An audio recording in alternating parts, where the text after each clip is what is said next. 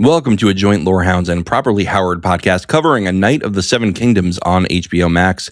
I'm John, and with me today, she'll tell you your unsettling fortune if you ask nicely, Alicia. Hello, glad to be here with you. And, I see your reign ending in flames. And he's still making sure he has all his fingers, Maester Anthony Ladon. Very happy to be here.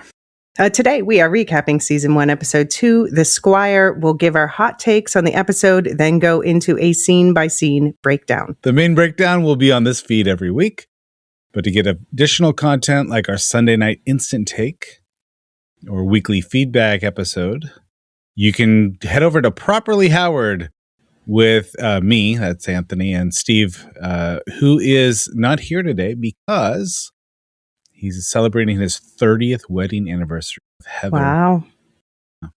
Happy anniversary. Yeah, happy anniversary to them. Happy anniversary. I hope that they're celebrating better than Dunk is celebrating tonight. And by the way, don't we, next week, your hot take's going to be a bit earlier, a few days earlier? We have to discuss that off air because we have to figure out if we're. I think that I don't think that's going to be a problem. I can't imagine that I won't be watching it Friday night, and it's not like I have anything scheduled that late on Friday. I'm not a happening person, so probably just going to be trying to get some instant take action in over at Properly Howard. I think it even comes out in the afternoon on Friday because of the Super Bowl. For anyone who's not following, they are releasing it on HBO Max a few days early this coming week. This is very exciting, folks. So if you want to share your excitement with us or write in any other questions or comments, you can send those to smallcouncil@thelorehounds.com. Head to our Discord server in the link tree in the show notes, or I think cocoonsofhorror@gmail.com, right? We'll go right to you and Steve, Anthony. Indeed, Cocoons of Horror is the preferred address for people who can spell cocoons and say horror. Anyway. And if you like what you've heard and want to support us or get ad-free and bonus content, check the same link tree for our Patreon and Supercast subscription options. All right. So if you need more information on who we are, what we're covering, all that, you can check the season preview. But for now, let's get right into hot takes. Anthony, what'd you think of the episode?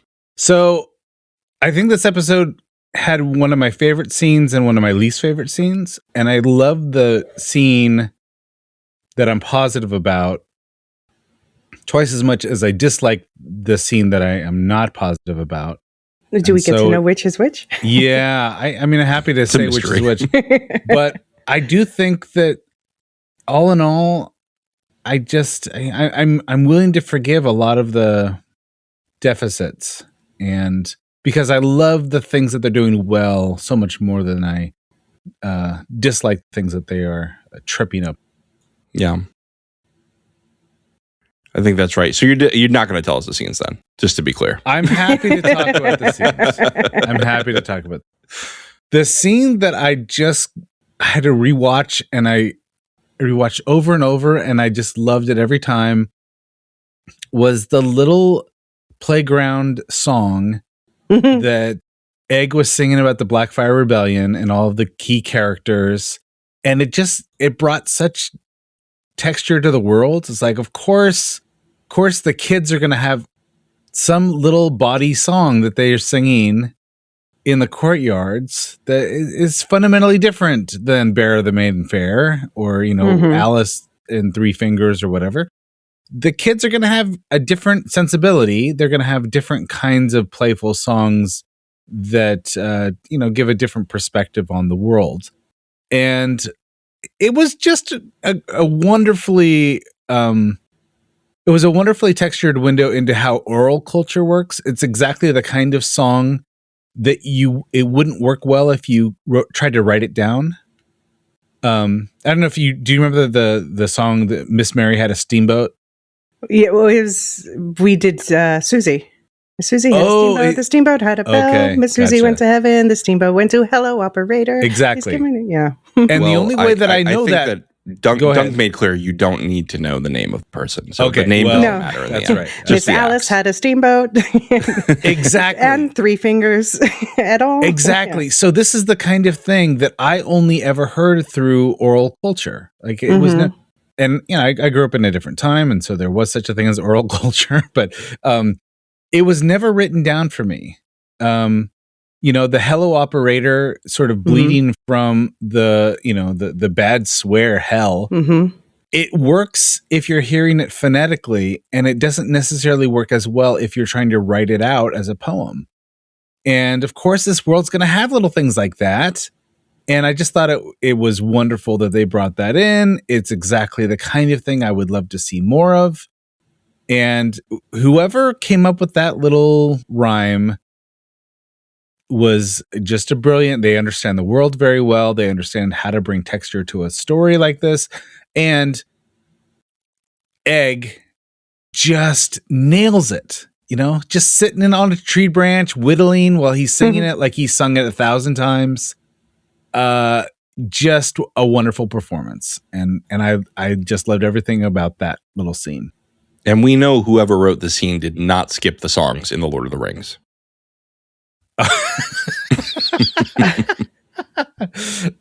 Sure. Or the Wheel of Time. The scene that I did not like as well was the Woods Witch prophecy, which I just think was storytelling malpractice. And as a podcaster who's doing my best to keep secrets and not spoil things, it makes it really hard to podcast about a show when you just kind of they're not even sitting down. There's no flames going on. It's like a walk and talk. And all of a sudden there's just a woman that they bump into and she ruins the entire story for everyone. If it's true. It's true. Yeah. I think we'll have to talk about this more in the spoiler section. It's hard to even keep it for the spoiler section because it's so such a bald face. Like it's not even like veiled with symbolism or something. She just says it and walks away, and it's very difficult for me to not look at that and think, why would you do this to your story? Why would you pull the rug out from underneath your story in this way? So I don't get it. I don't get that at all.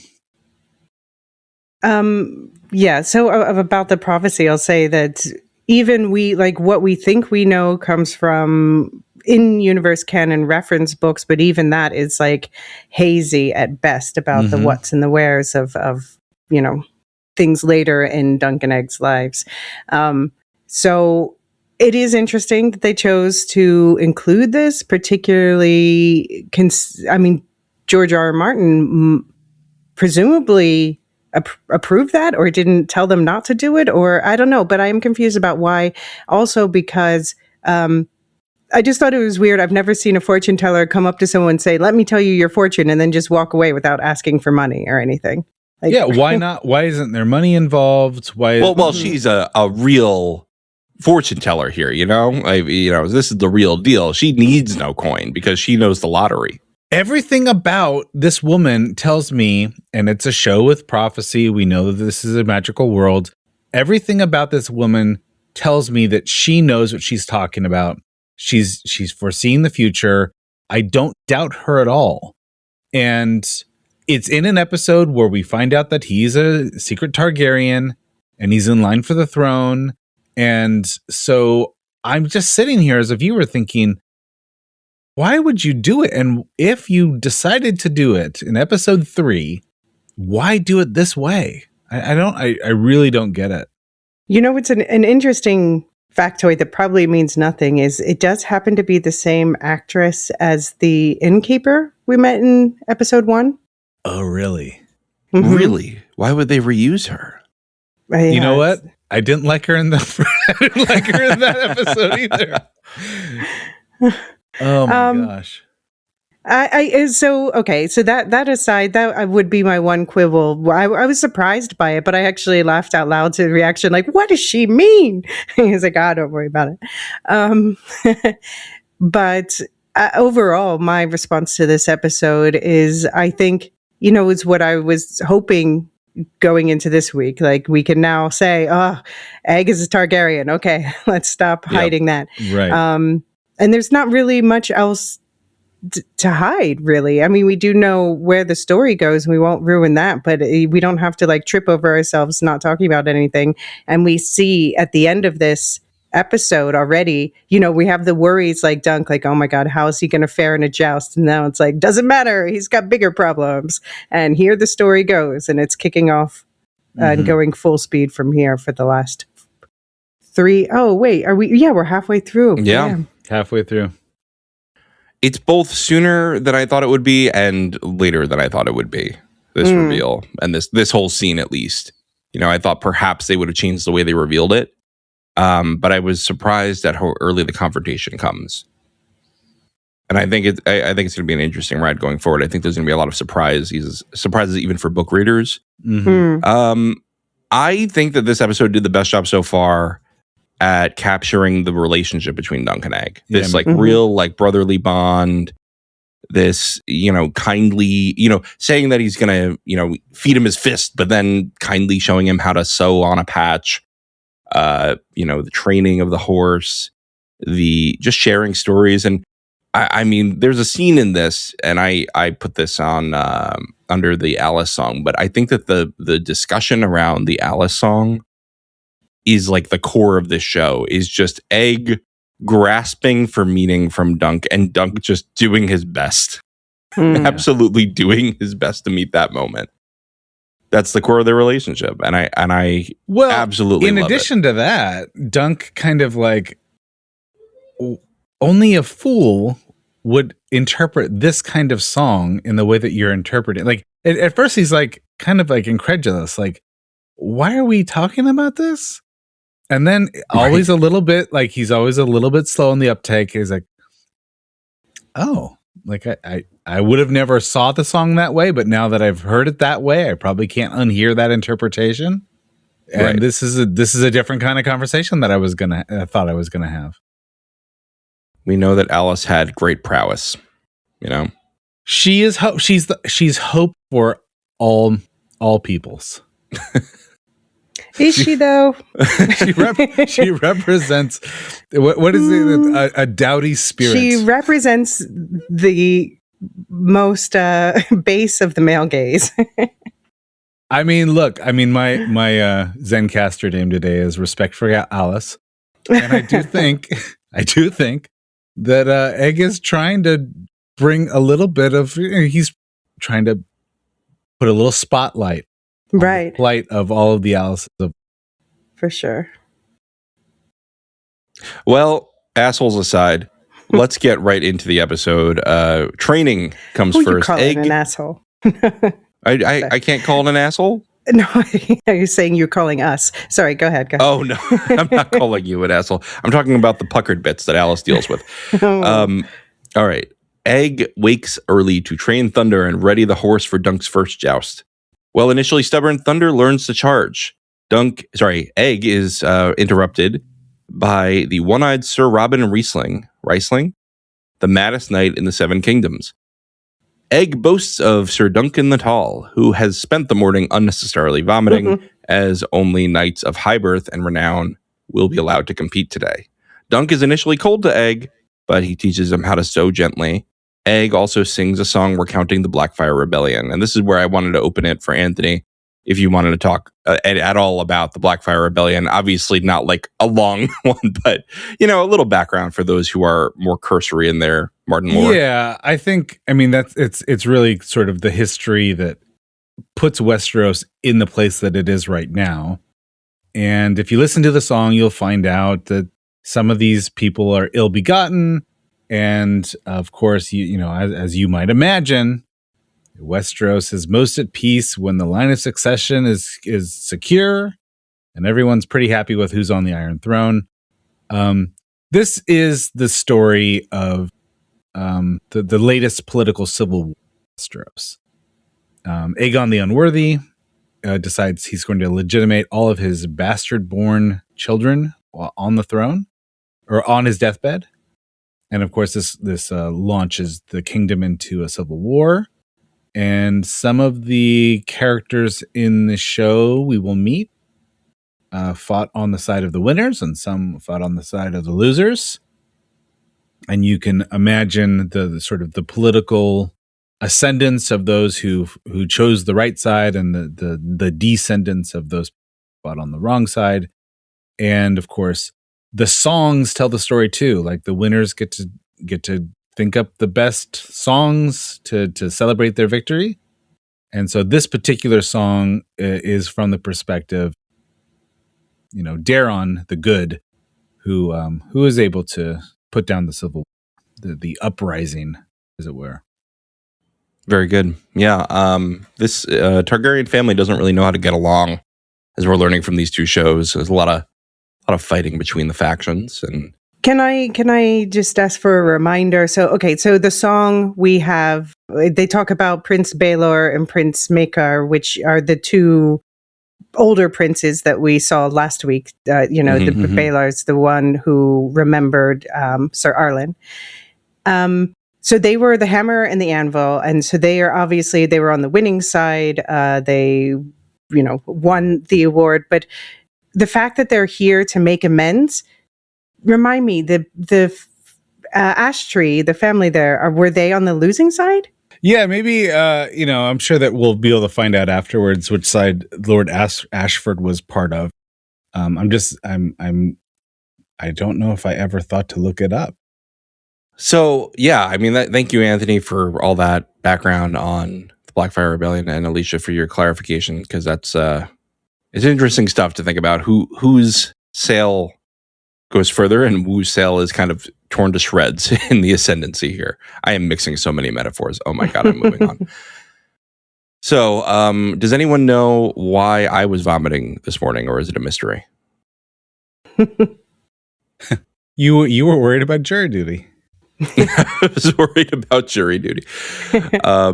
Yeah, apparently Dunk does not understand. I love the way Egg goes, "Are you a knight of high birth and renown?" Mm-hmm. I loved how when Egg, as soon as he woke up, well, maybe he was already awake, but he actually makes a horse noise. Right. Yeah. Well, it was a clever cut of scenes, to him with the horse in the field. Oh, okay. So he was making it, but you also heard So he just went a normal horse, and then they cut to the horse. Oh, I thought he was making the noise too. I thought he was making the noise too. It was clarified in one of the behind the scenes things I watched. Okay, I thought it was the first thing he taught Thunder was how to go. I did like that in the sense that it's almost like, as a 9-year-old, of course, if you're thinking about horses, you're just going to start making horse noises. Before you do anything with the actual horse. Well, I think he did, I think it was a sigh, I suppose, but it was kind of, maybe it was horsey intentionally, but maybe not as realistic as that. He still has a human mouth and throat. That was good. And what's going on with Sir Robin Riesling? How am I saying this, first of all? Riesling? I just always say it doesn't matter. I get so I have no tolerance for people who get like pedantic about. Yes. I mean, because on we go through on Electric Boogaloo, we go through the Song of Ice and Fire chapter by chapter, and a lot of times the best guests are the people who have been reading the books for 20 years. So before any of the names were actually on screen, or you actually heard Martin say the name in an interview, these people had a name that they were saying in their head, and they keep saying it that way, and I think it's totally fine. So honestly, I don't. Also, when my students get a Hebrew name wrong, I say, look, this is ancient Hebrew. No one speaks this anymore. We're guessing. We're guessing at how these things are pronounced. So that's fine. Just do it how you want to do it. We should do a bonus episode where we just put the list of names from the Wheel of Time in front of you and have you read them on air. Yeah, that would be fun. Oh my gosh. Just guess. Here, you know what? Let's give a sample. Try this one. Oh, I knew that's what you were going to start with. Here, I'm going to do another one. This is the one that I still say, quote unquote, wrong. All right, this is Nineveh. Nynaeve. Nynaeve. All right. What this next And the one is, I get wrong all the time. shiny codpiece. No, what is it? Cadswane? So that's in between the correct and what I say. I always say Cadswane in my head, but it's actually Cadswain. Cadswain. Yeah. It's just I've got no Wheel of Time, no Wheel of Time exposure whatsoever. if you are someone who does not like complicated fantasy names that are just unnecessarily complicated in their pronunciation, just stay away from the Wheel of Time. Oh, we want people to go toward the Wheel of Time. Don't worry, you don't have to say them out loud. Just think unless of you them start in a your heart. podcast about it. Okay. So, yeah, I mean, I just really like this whole scene. But my question, pronunciations aside, what's his deal? This one-eyed knight here. He's mad. He was barefoot, wasn't he? Was he? Oh, I didn't even I think notice. so. Do you know about this guy, Alicia? I'm curious if you have, because I recognize the name, but I don't recognize the character. Yeah, I mean, it's not a name that stands out to me. I mean, he's definitely part of. I think the thing in the novella is that there are a bunch of background characters, and unless they become, I don't want to spoil any plot, but unless they become important, then we don't really remember them. You know, it's just a sea of nobility in the background. So it was my thought that he was one of those. And yes, that's the best I could do too. This guy is he's on the page without any kind of. There's no hint of him having any kind of personality at all. And they've decided to do something interesting with him. Mm-hmm. Seemingly super religious. You know, he's sort of a Jaime Lannister type in that he views himself as a conduit of the warrior. He speaks with the royal we, and just a kind of an interesting guy. Well, I'm looking forward to any expansions. Lionel, they did a great job expanding him. And so let's see what they have in store with this guy. I don't think they introduced him for a one-off. I think this is going to be some kind of new development. And like I said, we have 3 more episodes. I think we probably only have 2 worth of book material. So they've got to pad it with something else. Mm-hmm. All right. Give Tansy more. Give Tansy more. No. It's not going to happen, Alicia. I'm so sorry. It's too late. I'm so sorry. All right. Let's get out on the town. Dunk clumsily buys goose eggs and runs into Tansy. I'm sorry, Speaking of, just the image of him squatting to try to imitate laying an egg is the eggs are right there. He can't just point to them. He has to squat and pretend to lay an egg. Amazing. So he runs into Tansy. He cooks himself an egg breakfast. He cooks his eggs, and the two enjoy the day's jousts amid verbal jousts between them. Egg daydreams about a simple life and asks if he can continue with Dunk after the tourney. Before Dunk can answer, he's interrupted by the master of games. That looked like the most satisfying breakfast sandwich ever. I know, right? Except it looked like you better not have any fillings because that bread was going to pull him out. Huh. I don't think I've ever had a goose egg, to be honest. I was noticing the yolks are massive. They're good. I mean, they're not. They're much bigger, right? And they're a little goosier, but other than that, they're very much like a chicken egg. The only goose eggs I've received are on assignments, but never a real one. The conversation that Dunk and Egg have on the hillside, where Egg is basically saying, "I could see myself happy in a spot like this." And he's kind of imagining a life for himself that has nothing to do with courts or, high lords and ladies. Just kind of living a more simple life, farming, marrying the second prettiest girl in the air, in the region or whatever. He's just throwing a bone to Dunk there, right? Like, he didn't have to do that, but he's just like, let me gas up the boss here. It really, to me, it made me want Dunk to succeed even more, because I want Egg to be able to be a squire as much as I want Dunk to be able to be a knight. It's like Egg is wise enough to have seen the life at court and know that it has deficits, and he's lived around King's Landing long enough, and just to see that it makes everyone miserable, and he has no desire to sort of live in a House of the Dragon episode.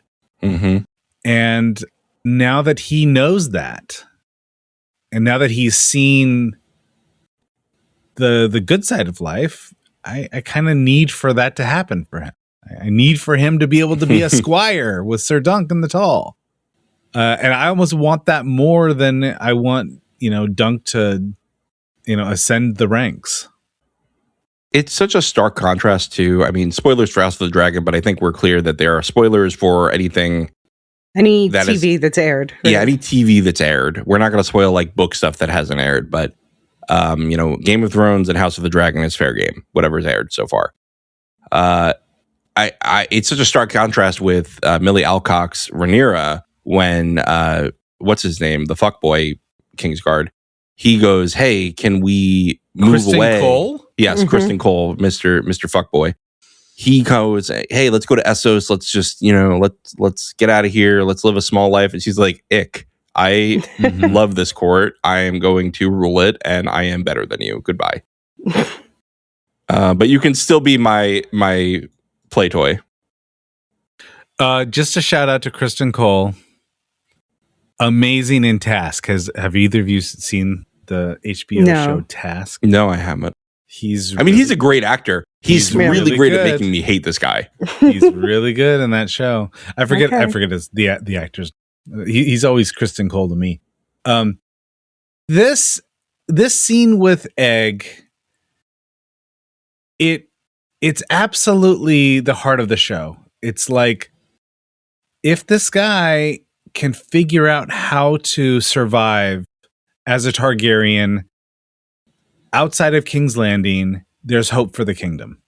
Because if he can't, if he just has to grow up in King's Landing and become your garden variety Targaryen asshole, then you're going to have an asshole on the throne. And who knows if he's even going to end up on the throne, because there's like 6 people in between him and the throne. More, right now, I think. Right? Yeah. He's the youngest son of a youngest son. Right. It would be unlikely. The only hope for the kingdom is for someone like Egg to figure out how to be a moral person. And so far, he has very few good examples among the Targaryens. So you want someone like Egg, who's been trotting around the kingdom with someone like Duncan the Tall, getting to know the small folk, getting into sort of ethical quandaries and making the right decisions, and developing a sense of nobility and honor from the ground up. And it's a very small story with a very small scope, but you can kind of see like this is sort of the ideal king that is being constructed here. That's right. You need someone experienced in the art of farting around. Sure. That's really what you need here. I love their relationship. Just sitting on the hill talking, I think, is a wonderful way to develop this. And there were a couple times where it almost felt too modern to me, because I'm so not used to a laugh from a character, a genuine laugh in this universe. And then I was like, no, I'm broken, not the show. People did laugh even hundreds of years ago. They did. And that's why I'm saying I'm the broken one. All right, let's take a break. Then we'll talk about a covert proposal.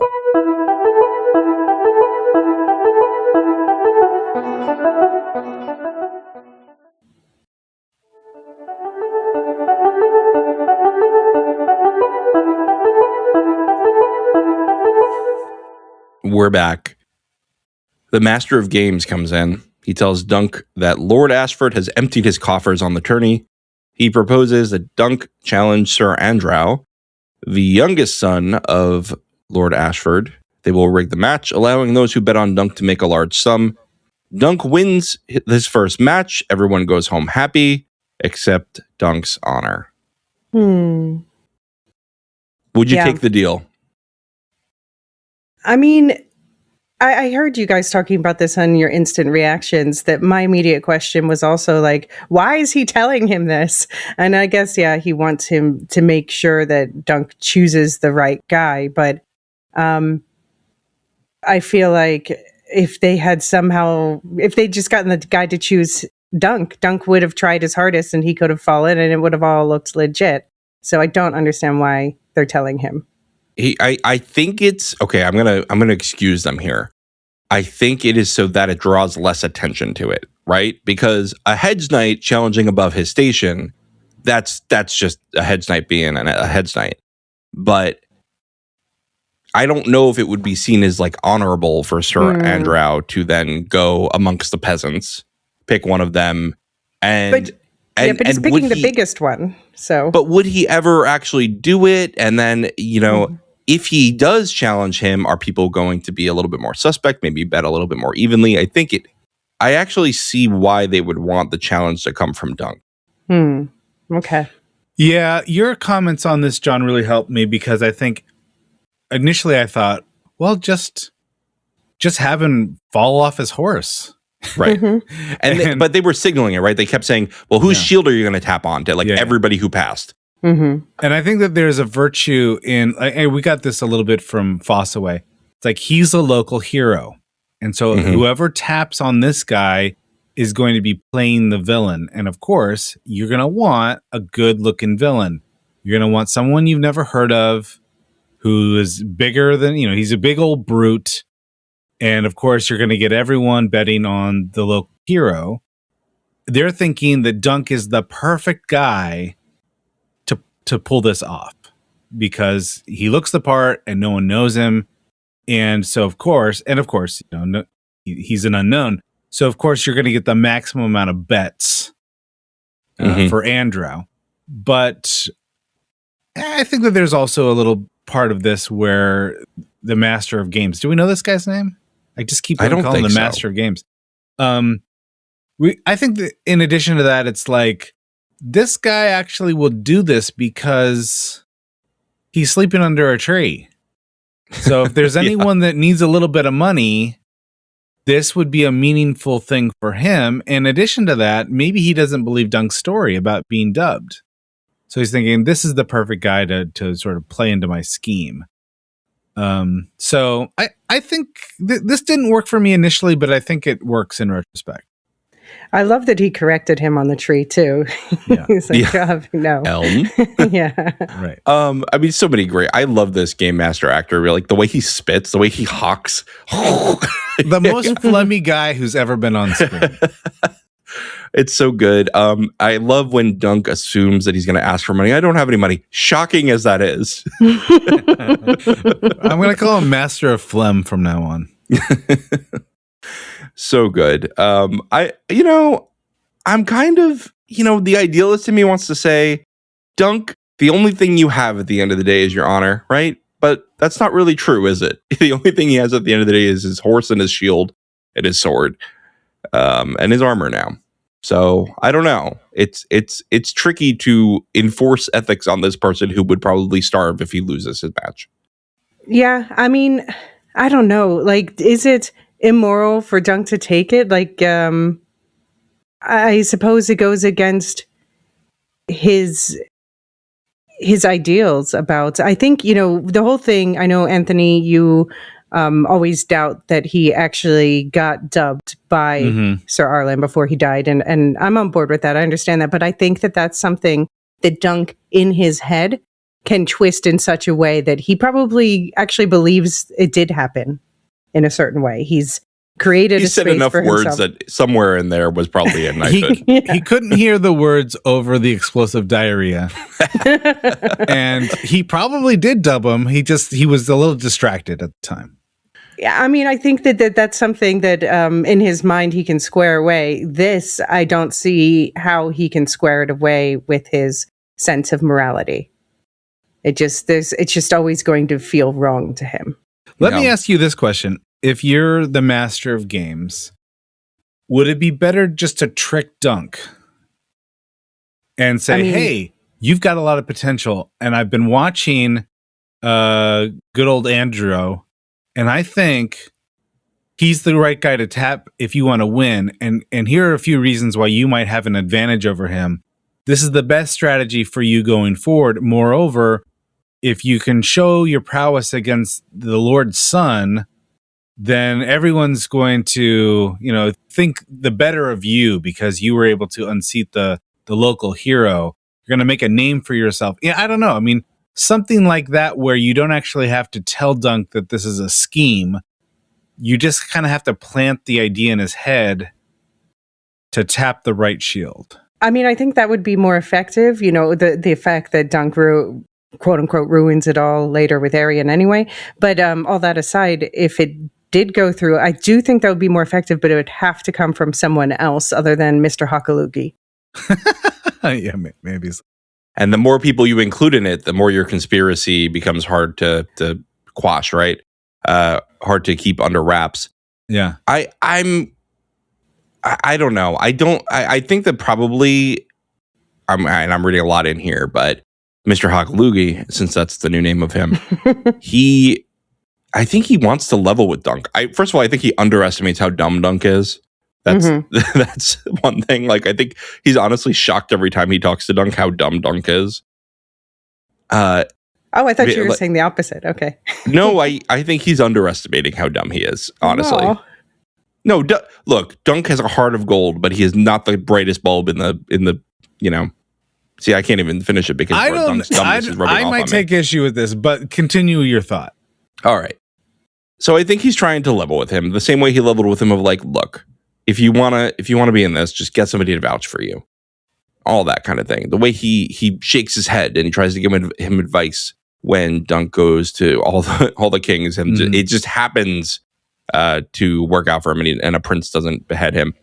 But I also think Dunk may have gone through with this based on learning about Arian and learning that knights often are dishonorable. Like, the knight code is really not well followed in Westeros.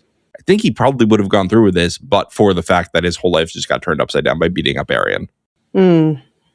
So let me ask you another question on this front, because of course this is a detail that the show only. There's not a corresponding plot like this novella.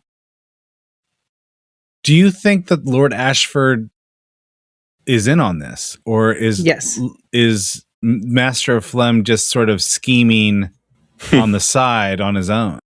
No. I think the way he said it, and also I suppose what I saw in the making of stuff too, makes it clear that it's the family is trying to get back their money because they spent so much on this whole thing. Tournament, sure. I think that's probably right. First of all, like, how do you move the money that you need to move without the approval of the Lord? I think you'd need to do that, because it sounds like they're going to put like most of their. This sounds like something Littlefinger would come up with this scheme before breakfast and enact it, and everyone would be happy. He wouldn't tell Robert Baratheon a thing about it. I don't know if Dunk is as simple as he's being made out to be. No, I don't think so. I think some people need an extra beat to compose their words and stuff, but I don't think he's stupid. But okay, so here's a question though about the feasibility of this family betting against themselves. I suppose those records are not public, but then there has to be at least whoever is managing the bet involved. Well, I assume they're going through like a layer of money laundering here, right? Like so they're involving more people then, yeah. Yeah, but like, again, every new person in a conspiracy is an additional risk. Mm-hmm. So I understand the whole, you don't want to get too many people involved here. I don't know. We'll see. Maybe they say to all the debtors, hey, debtors, you guys bet on this, you'll be made whole, and we'll just walk away from the debts. That is inside trading. There's no New York Stock Exchange right now. So no, it's the King's Cross Stock Exchange. Yeah. All right. Well, we'll see what Dunk does. For now, let's go to the Bright Flame. Dunk and Egg watch another joust with Prince Arian Bright Flame killing his opponent's horse. The crowd jeers. I have to be very clear in my pronunciation there. And the horse is mercy killed. Egg wants to leave right away and says it was no accident. Yeah, I was very glad that in the making of, they went through the whole, I'm one of those people, whenever an animal's harmed on TV, I'm like, how did they do this? And they did go through that in detail in the making of. So I was grateful to see the horse being gently laid down. And yeah. They glue a half spear to his. No, it was digital. That part was all digital. Okay, that's good. Like the other, when they stabbed the horse, it was like a feint and then, the road passed. That's good. I'm glad that the animal was not harmed in the making of. But in the show, yeah, that animal did not do very well. No. Neither did what was it, Sir Humphrey? Yeah, he's one of two Humphreys in this show, by the way. Yeah, they just showed right before that the joust between the two Humphreys, and he had won. Ah, right. And he was going to be a big competitor in this tourney until he gets on horse, and he looked pretty broken. I was thinking, I said this on the Instant Take, but I just watched Return of the King that day, and Theoden's on the ground going to Eowyn. Spoilers for a 30-year-old movie, but my body is broken, and I was like, oh man, Sir Humphrey, you're in the same place as Theoden right now. This isn't looking good. Yeah. I mean, look, this is cruel. This is, uncourteous, I suppose. Yeah.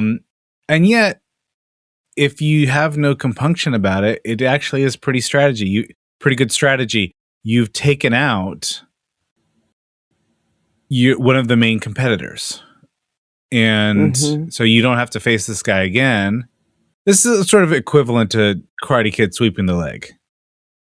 It's dirty, and yet if you can take out someone who's favored to win the tournament, then you're in a better position to win the tournament. Right.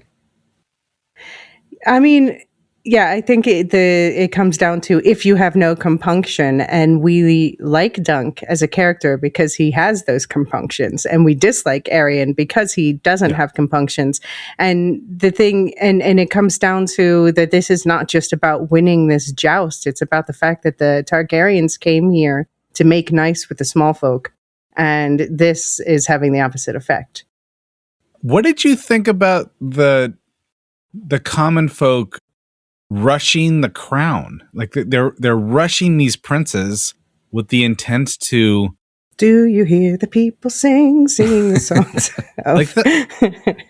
Oh, we'll get to manifestos later. I'm curious. I'm curious what you think about. Like, does this feel like a common folk uprising based on some dirty pool on the jousting field? It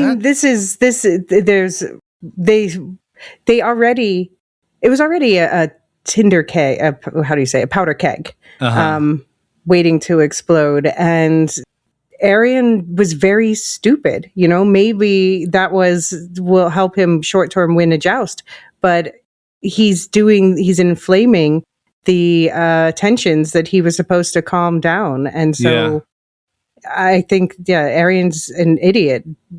I can see throwing a hardened horse turd at his helmet. That to me, that sounds that's what you would do, I guess, in a situation like that, as long as no one can track it back to you. But right, that guy got his teeth punched out. These people are willing to take their lives into their own hands because they feel like someone played dirty. I'm not sure. Think it's about more I'm not than sure that. how to take that. This is just like the match that lights up the pile of straw that was already dry and ready to burn. I guess. Yeah, I just seems like the small folk are much bolder in this timeline than they were in the House of the Dragon or the Game of Thrones timeline, right? Like this just. I mean, there is unrest here. Clearly, no dragons. In the original series, Joffrey gets shit in the face. After one shit in the face, I don't think that. I'm just after after the city has been starved, they've been starved for weeks. Yeah. And then they see the king go by, and these people are desperate. And that's how an uprising happens. Yeah. It's not because you felt like that player over there played dirty and you've tarnished the honor of this other knight. I don't get it. I'm not sure if this is well told or not. I didn't take it as like an uprising, just that people were angry. It was an angry mob situation. But can I ask you guys a question? A very important question, since you brought up Joffrey. If Joffrey and Arryn lived at the same time, would they be best friends, worst enemies, or something else? They'd be frenemies. They would pretend to like each other. There's no doubt in my mind that one would sort of lord it over the other, and they would secretly hate each other. Mm-hmm. I mean, I would watch a season of a reality show where they have to like go to the Jersey Shore together. Make them camp in the woods.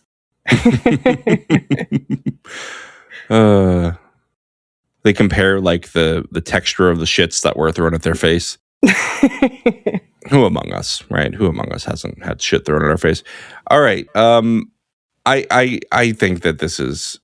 I think which one of you said powder keg? I think, and I think that the one saving grace for this is that Baylor Breakspear is not the kind of guy who's going to overreact.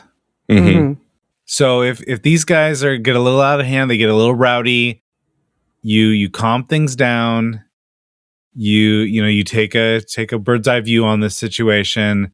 Hand inspection for anyone to figure out who threw the shit. I mean, I just think that he's not. Dirty. He doesn't want to. He is aware of the powder keg. He does not want anyone lighting matches around it. Right. So, but if it was someone else, if Old Munch was in charge, you never know what's going to happen. Do you think Baylor would have? I mean, I guess you can't punish someone for doing that in a joust. It's just I believe he did punish him, because later I believe Raymond says Arryn is pissed that Baylor gave his horse away. Right. Yeah. Right. Okay. I mean, yeah, because I wonder if it weren't his nephew, a princeling, if it would have been harsher on them. I think probably about the same. As long as it was a noble, I think probably about the same. Maybe if Dunk did that, no, I think I think Dunk is going to the jail. Yeah, to the dungeon. Shall we talk about Alice and her fingers? Who the fuck is Alice? Dunk and Egg muse over a song about Alice, a woman skilled at pleasuring men in their bums, as Egg says. Egg grasps for meaning, but Dunk says it's for wiser men than him. And if you need a reminder of the lyrics, oh, Alice was a special lass, born bereft her thumb, lost a digit tending flock, now feeling awfully glum. Oh, Alice, with 3 fingers, a copper in her glass, had 2 fingers less than most, she'll shove them up your arse. Hey, I once gave her a silver, feeling down and lone. I tried to buy a pinky, but I got the whole arm bone. I never heard that one. Oh, Alice with 3 fingers, never had a lot. She gave me all she had to give, 2 more than what was sought. Oh, 2 more than what was sought.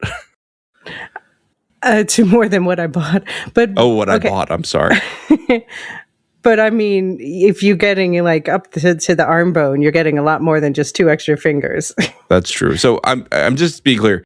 They did purchase a 1-finger service. Mm-hmm. The smallest one, that's too. a deal. I'm always in for a deal. Is anyone in Westeros having more fun than the Laughing Storm? I don't think so. I mean, this guy, it's broad daylight. He's bare-chested. He's on the top of the table. He's acting out the song. He's just living his best life. Like, is there anyone in Westeros who has ever lived a happier life than this guy?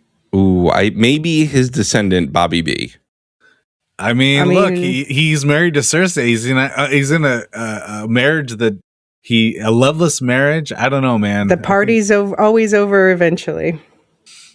I get the sense with Bobby B, he's trying to drown some sorrows that are deep within him. Yeah, but I when get he the was sense that the younger, him Laughing and Ned. Storm, go ahead. We need some stories of like young Bobby B and Ned like palling around, in King's Landing. I'm sure they had a great time. I think that was one of the like million spin-offs they tried developing. All right. How about this? Let's build out our Jersey Shore house. Another room. So one room is Joffrey and Arianne. Another room they has share to be a room. that. Right, exactly, a bedroom. One of them has to be Lionel and Tyrion. I think that would be a real joy. I think they would play off each other really well. I would. Yeah, Tyrion. He has fun, but he's sort of again drowning his pain. So far, I mean, look. There's no question. Laughing Storm is having the time of his life. In the third room, that's the straight man room. We're gonna have Brienne of Tarth with Dunk, and they're just gonna talk all day about honor. Can we say? Maybe we can't say this, but George R. R. Martin has confirmed something relating to those two. Save it for the spoiler section. All right. Okay, well, I think we talked a lot about this in the intro, so I don't want to belabor it, but, this really is just quite the scene to zero in on the bond between Dunk and Egg and sort of how they both approach something like a song, right? Yeah, I love that there was all the music and poetry and stuff, if you include the next part. Then we get to the fortune, the most controversial part for Dr. Anthony LaDon. A fortune teller gives prophecies to both, which rattles Egg. For the prophecy for Dunk is, you shall know great success and be richer than a Lannister. I see this as an absolute win, right? Like this is just great for him. Then to Egg, you shall be king and die in a hot fire, and worms shall feed upon your ashes, and all who know you shall rejoice in your dying. What the hell? What like, the damn, hell? lady. I mean, it's like very pointed toward Egg because, of course, Dunk's going to die eventually, too. Everyone's going to die. But if she had to, it couldn't just be, you shall be king. The end. You'll die and people will be overjoyed about it. She's like the ghost of Christmas Future from A Christmas Carol. And you are a resident expert on A Christmas Carol, so I'll take your word for it. I don't know how much more to say about this because we are dancing so far on the line of spoilers. I'm going to withhold my further comments on this until the spoiler section. It's ridiculous that we have to dance around this. I know. The show does not care to keep this a secret, so I don't know what else to say about it. Well, I mean, all prophecies are ambiguous. And we only know so much about what she's referring to here ourselves. Let's definitely talk about it after the credits. All right, everybody stick around after the credits. We'll talk about this in full. No spoilers barred. But first, let's have a cup of cider with Squire Raymond Fossaway, who invites Dunk for a cup of house-made cider. Well, Egg goes to the puppet show. Dunk considers challenging Sir Andrew.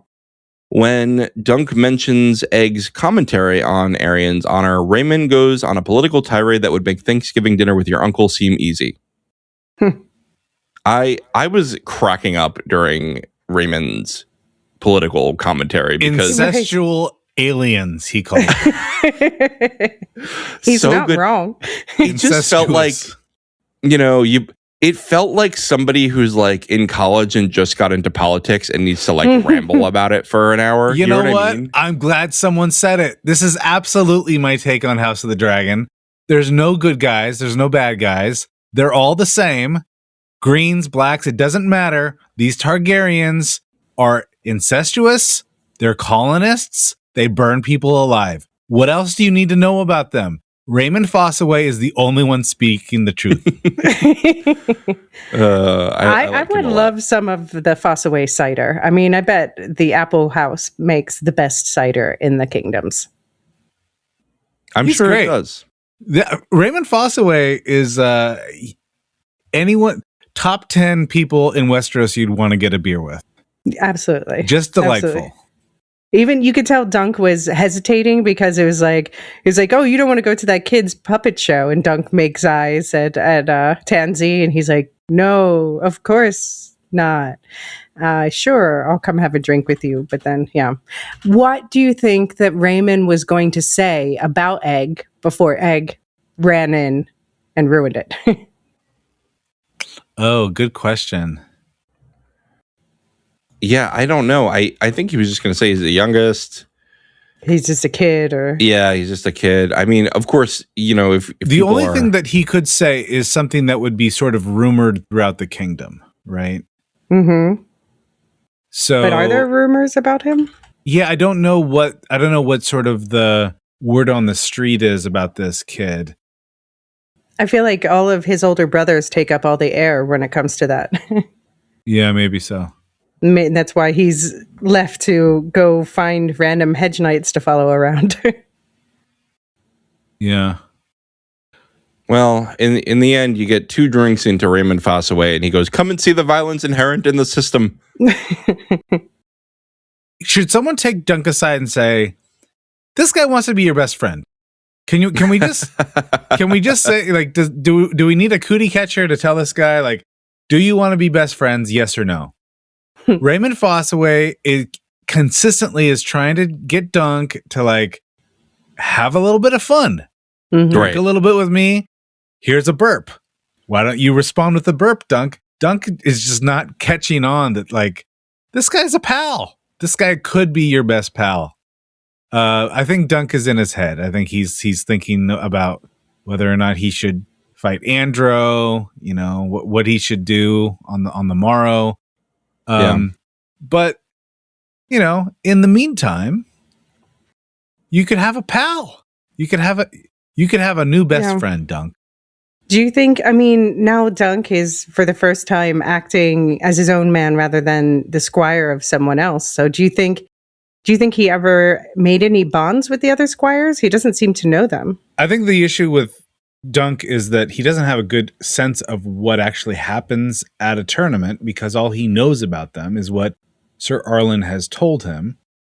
Sir Arlen is not attending these things on the regular, and he kind of mixes in fact and fiction. So Dunk doesn't know a whole lot about tournaments, even though he's been traveling around with Sir Arlen. So Egg just knows a ton more about them. And I think that's part of why he presents as a little dull. And I think it's just he's just naive more than anything. Right. So I think, I guess this is not really a spoiler to mention that I think in the future he grapples with that more, with questioning, like, am I stupid or am I just uneducated? Because there's a difference. It's also like, I always talk about, like, with parenting, you have to teach your kid to ask for stuff, right? You have to teach your kid how to deal with the world. You can't just do it for them all the time. I like to call it teach your kid how to ask for the ketchup. If you're at a restaurant, make sure they know how to ask the server for a ketchup, right? Instead of making you do it. And I feel like Dunk was kind of never allowed to do that by Sir Arlen. Right. He was just kept under his wing until the day he died. I could see that's what it feels like, at least from his demeanor. No, I agree. All right. Well, just as everything is cooling down on the political tirade, Egg watches Tansy slay the puppet dragon just as Arianne walks in. He rushes into the Fossaway quarters to get Dunk to help Tansy. Dunk rushes in and sees Arianne break Tansy's finger, leading him to attack the prince, who has his guards prepare Dunk for torture. Dunk stops them and reveals himself as Prince Aegon Targaryen, the missing son of Maekar and brother to Arianne. Ever since American History X, there's just nothing that makes my entire body squirm more than setting up for a curb stomp like that. Oof. Oh, yeah. That's a rough one. Teeth. Yeah. And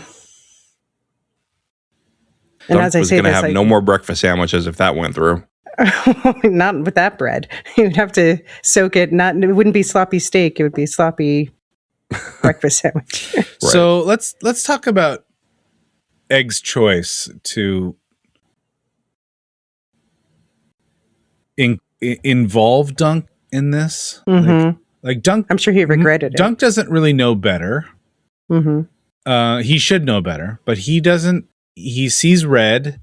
He sees, an injustice happening, and he just kind of is in his, rage-fueled justice mode. And he attacks the prince. What did Egg think was going to happen? Did Egg think this through? Does Egg think that what the consequences will be for Duncan if he does see Tansy being abused? I mean, I think Egg he didn't want to reveal himself, but obviously this forces him to do so, but under much worse circumstances. But here's a question. If Dunk hadn't physically intervened, and if Egg had stepped forward and said, "Brother, unhand her," would Arian have listened to him? Maybe not. So. Maybe not. Why? But why does it work to unhand? Say to demand that Dunk be spared? Maybe because there's already been now like a physical fight between brothers and knights and things like that. Like it's just complicated enough where they have to take it up to the higher authority, that the next line up on the Targaryens. I can't help but want to root for Dunk here, though, right? Like he is saving a woman from having her fingers broken further, and he is stepping in. He's doing what he believes. Or worse, yeah. Right. He's doing what he believes a knight should do. He is acting honorably. Like Arian is a villain in this moment. Obviously, it's bad. I know, but obviously it's bad for him personally. But I can't fault him for what he did either. So, all right, this kind of goes with my anti-Targaryen rant from earlier. I'm going to channel my inner Raymond Fossaway here, but Egg is a kid, and yet what he's done, what he's held back, what he's openly deceived. Did you know your father? No, not really. Like all of these lies that Egg has told over and over again, and then involving Dunk in this dispute, he's playing fast and loose with Dunk's life. And it makes me wonder, like, should we be questioning whether or not Egg is above criticism? I don't think anyone is above criticism, but I think that Egg regretted calling Duncan. I think it was a moment of panic. He absolutely did not think at all. And it shows that, he was running to Dunk has been more of a father figure in just these past few days than his own father has been, presumably. I presume we'll get more stories from his childhood now that we know who he is. But we saw Makar, and he did not look like someone you want to be your dad. And Dunk definitely, that this is someone that makes Egg feel safe. And so he runs to him as a child in a moment of being scared and says, help, this scary situation, do something. And then only realizes once Dunk is about to have his teeth stomped out that actually he put him in more danger. Okay, let me push back a little. During the tournament, when Arian Brightflame is charging forward, Dunk calls out, "Kill him." Egg calls out, yeah. Egg calls out, "Kill him." Kill him. Yeah, that disagree. To me, that is like, he hates kill his brother, my brother. Yeah. Kill my brother. Egg is absolutely channeling. He's gone full Targaryen on this episode. But I mean, I guess I can't talk about things we know about his growing up with Arian, but you've seen this guy. You can imagine having to sleep under the same roof as him. And he's in the joust. The situation was in the joust. If someone had killed him and it had been above the board, that would have been like the easiest way to get rid of this person who is just a blight on the planet. Okay, I'm going to soften my stance. I think that we need to find an area in between. He's a cute kid. Don't we all love him? And he's absolutely 100% Targaryen. Don't trust him. There's got to be a middle ground between those two things, right? He has to be a morally gray character. And then maybe the showrunners will want to do a Star Wars trilogy, and he'll just go mad one day. But for now, I think you're right. The thing I keep coming back to in my mind is the idea of moral injury. This is something developed by Jonathan Shea. He's a psychiatrist, and he talks about how people, especially this was a thing with soldiers, especially Vietnam War soldiers, I believe he focused on. It is when, there is a breach in trust from an authority figure who should know better, essentially, right? And Egg has lived his whole life with every authority figure, every adult who was supposed to be there for him, there for the small folk, there for society, working only to protect Arian's worst tendencies, right? To protect him from consequences, to insulate him. And he finally has an adult that does not exist in that protective glass, right? In that protective shell. And he's like, finally, I have someone I can trust who can go do something about this monster in my life. And I do give him a lot of grace for being a sufferer of moral injury from his whole family and from this whole system that he's clearly sick of. He's literally shaving his head and running away from them. And, he's a child. It's a trauma response. He is finally finding someone he can put a little bit of trust into. And he's going, okay, let's do something about it. Let's finally do something about this horrible person who is just making the lives of everybody around them worse. And is actively doing so at this very moment. Yeah. With someone he knows Dunk has developed a fondness for. Right. I mean, you could imagine Sansa if Joffrey's in a tournament, kind of secretly hoping, kill him. Yeah, that, for sure. Someone kills him, right? So you're right. We don't know exactly what his moral injury is. It does occur to me that up until this point, his entire relationship with Dunk has been a big deception, and he puts Dunk in harm's way. Yeah. No, I think that's fair. He's made mistakes. I don't think any of it was done with malice. I think he's made some mistakes and some selfish ones. But he's also a kid, and kids do that. That's where I'm at, I think. Yeah. No, I mean, I think that he regretted it and that's when he finally outed himself. I think he was avoiding at all costs outing himself, and he realized I have no other choice. Yeah, he did kind of take accountability at the end. And of course, we get the shots at everybody's reaction at the end. That was really good. Pan to everybody you can. I know that David is not here, so I'm going to notice and appreciate the camera work at the very end, because what the show has done for us is it's brought these two main characters closer and closer and closer. Now they're best buds. And at the very end, they're zooming away from Dunk. They're zooming away from Egg. It's almost as if the camera is creating distance between these two characters. As Dunk realizes, oh my gosh, you're the Targaryen prince that everyone's... It's a good point to close it on.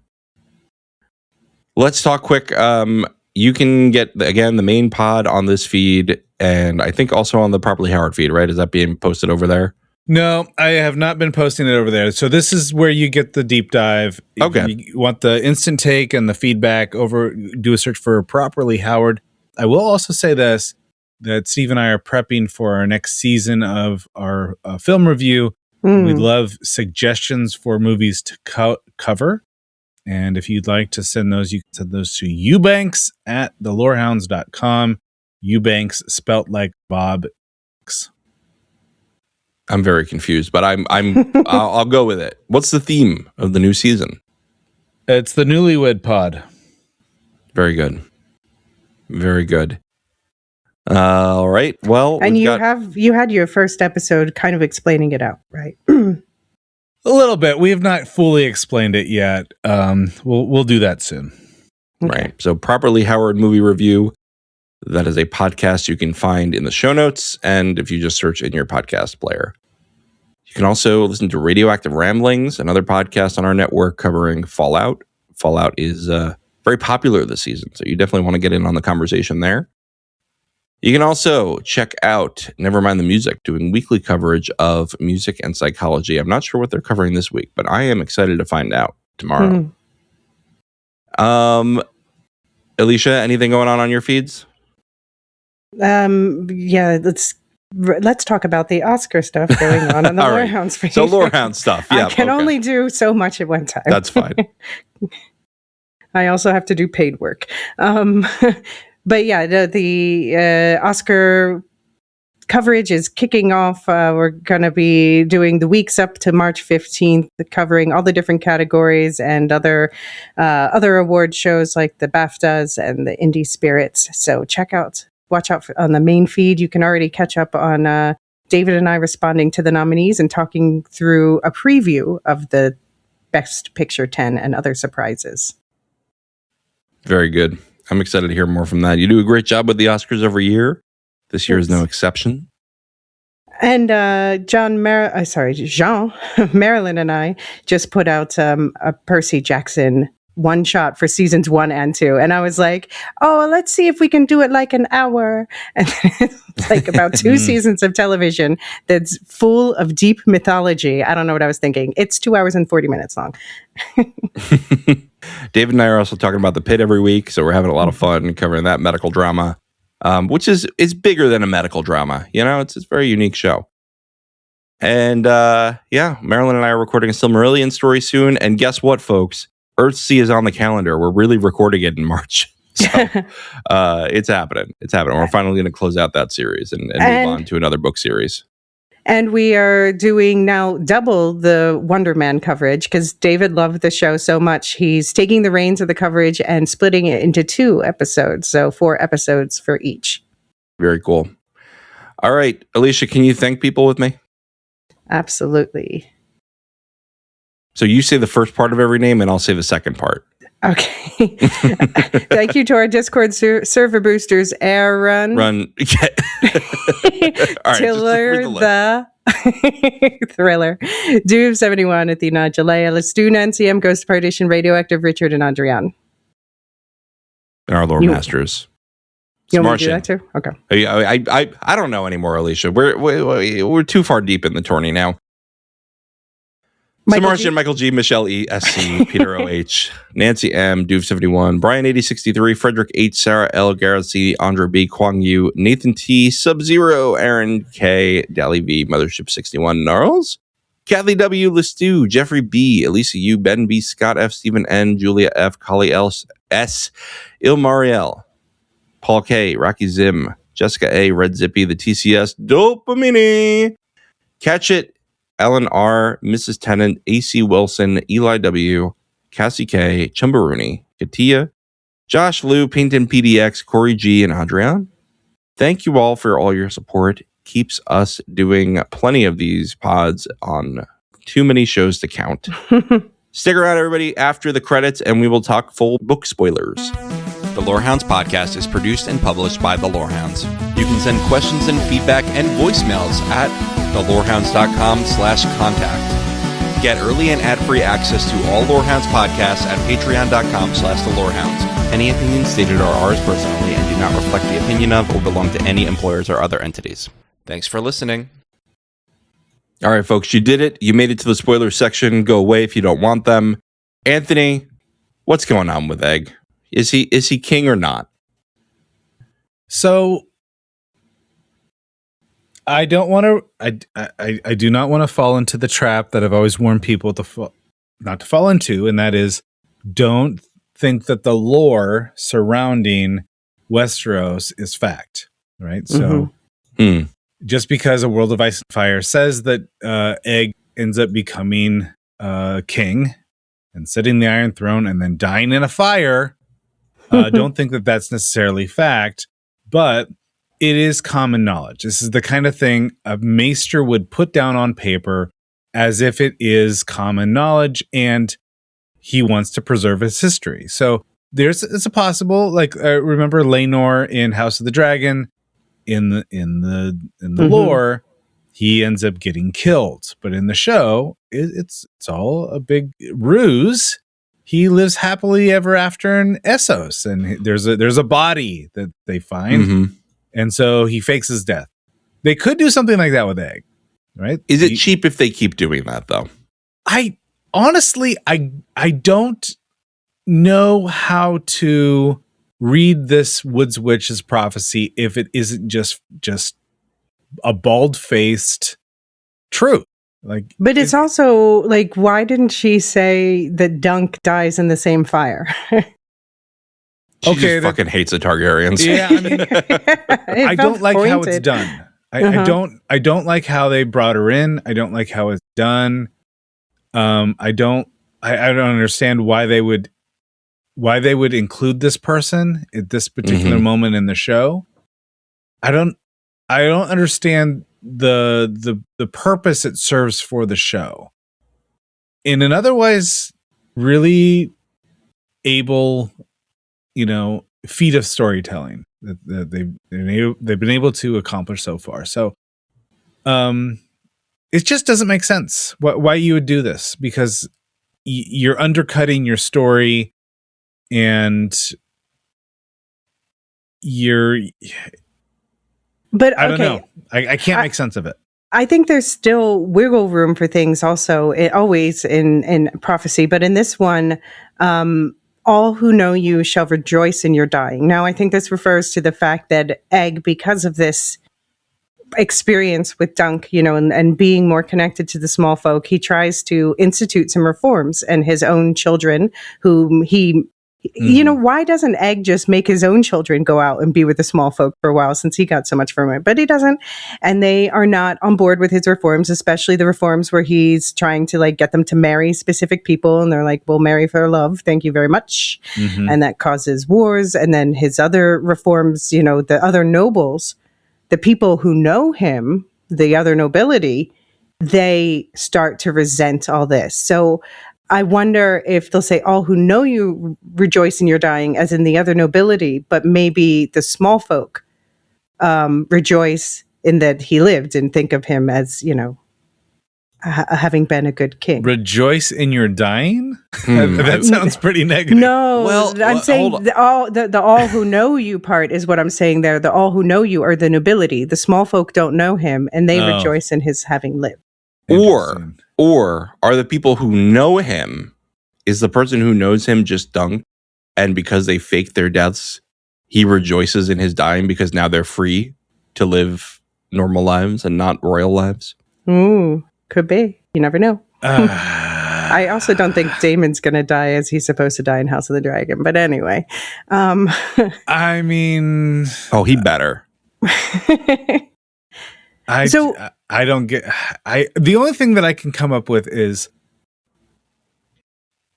for book readers, you wanted this episode to be as sort of shocking as it was for non-book readers. So for non-book readers, you get the reveal that, oh my gosh, he's a Targaryen.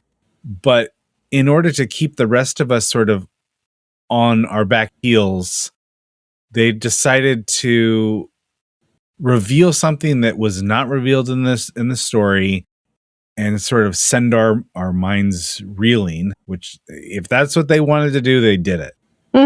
If they just wanted to shock us, they should have just let us see the vomiting.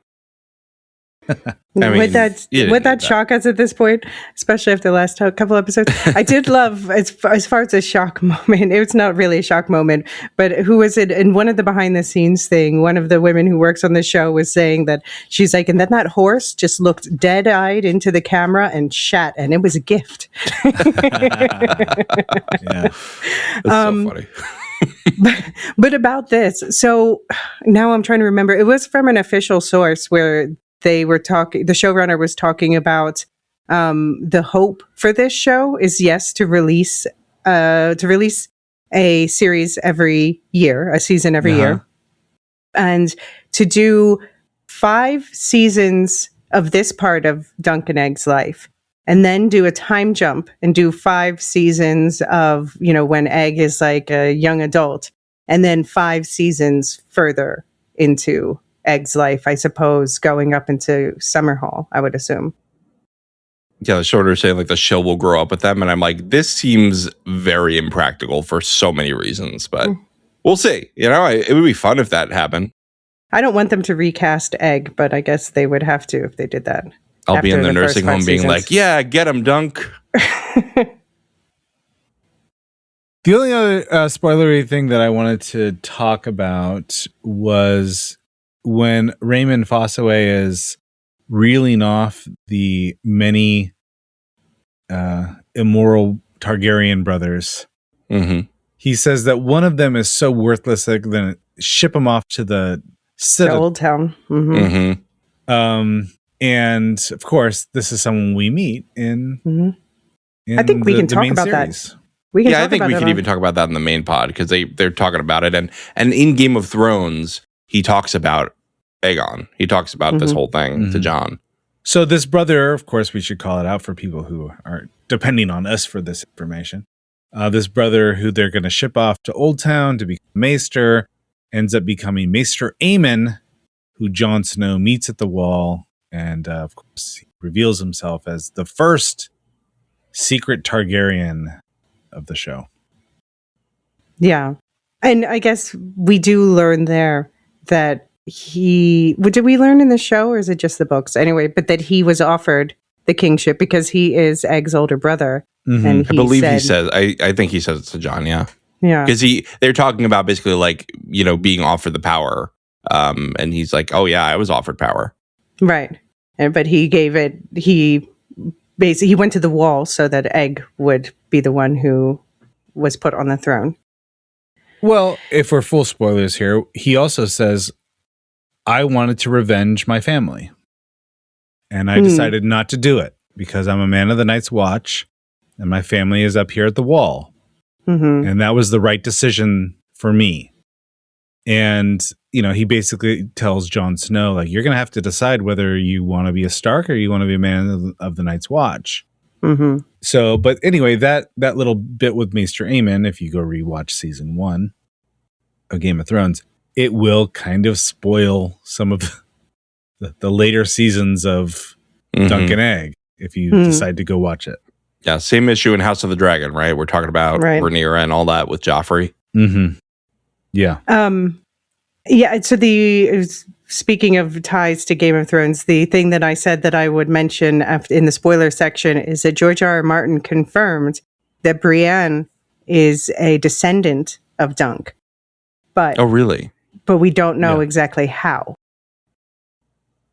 Yeah, I mean, it's pretty clear there's a few major hints in the books that Dunk's shield is hanging up in Tarth, one of the great halls.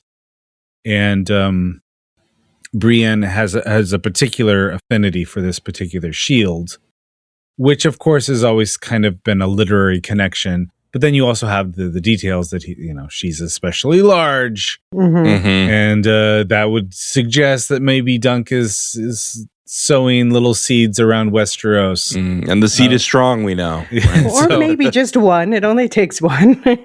It's possible. But anyway, you're right. In an interview, he did confirm that they are related in some. So that's why I thought it was when you said, let's put them in a room together. I was like, well. She's like, Grandpa? Yeah. All right. So we did our book spoilers section. We had a great time. Not as great a time as Lionel, but who has? We can only ever hope. That is my goal in life now, to have as great a time as Lionel. That's right. Absolutely. That guy he's putting us all to shame. Well, go off and laugh with your storms, and we will see you next week for another episode.